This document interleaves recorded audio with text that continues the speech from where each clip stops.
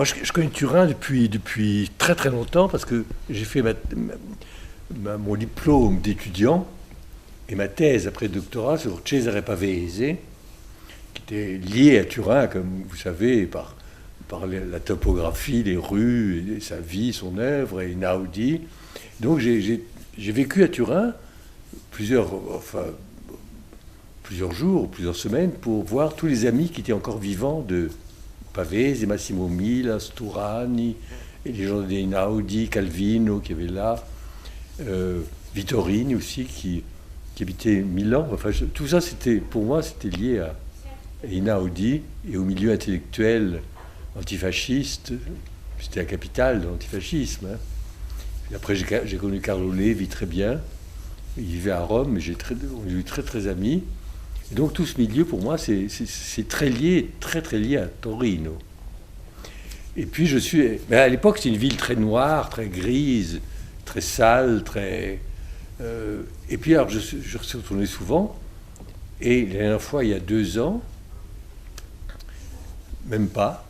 Et j'ai trouvé une ville tout à fait refaite à neuf, nettoyée, restaurée, avec ses belles avenues, avec des chevaux toujours au bout, ces belles arcades. Et c'est une ville qui a repris un coup de neuf extraordinaire. C'est une très très belle ville d'Italie, qui a la chance de ne pas être trop visitée par les touristes. Ça la sauve quand même de la banalisation qu'on trouve malheureusement dans d'autres villes. C'est une ville qui est restée,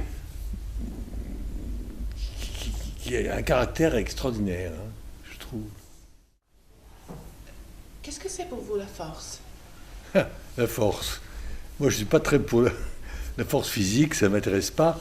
Et je vous dirais, comme ce que disait Stendhal, il disait que le concept de force a changé avec l'invention du pistolet. Parce qu'autrefois, pour se faire respecter, un homme devait être avec des gros biceps, parce que tout reposait sur la force physique de chacun. Mais avec l'invention du pistolet, il dit qu'au contraire, les gens forts deviennent ridicules. On préfère les gens élégants, minces, qui ont un pistolet et qui, si on les attaque, ils tirent. Voilà. On n'a plus besoin d'avoir des biceps d'Hercule pour se faire respecter. Moi, c'est un peu mon idée de la force. Et enfin, ça a tellement de sens, la force. Hein. Si c'est la force d'esprit, d'accord. Mais le premier sens, c'est physique. Hein.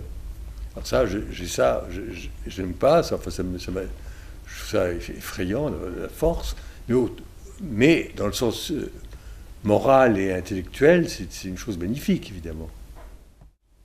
Si Turin était un philosophe, c'est quelqu'un d'assez austère, mais tous les philosophes le sont en principe. C'est une ville sévère, hein, régulière, ses arcades, c'est géométrique. Il faudrait un esprit Descartes pour être bien, pour être oui, quelque chose comme ça, de rationnel, parce que c'est une ville très rationnelle. C'est pas du tout italien dans le sens de désordre, confusion, petites rues, pittoresque. Non, c'est pas du tout pittoresque. C'est beau, c'est de beauté froide. Mais moi, je trouve ça très très beau.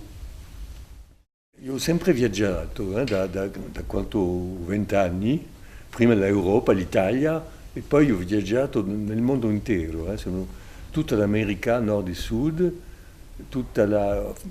non tutta l'Asia, ma l'India, la Cina, la Siria, che amo molto, tutto il Mediterraneo, e poi la Russia e la Siberia. E essere viaggiatore vuol dire aprirsi se stesso.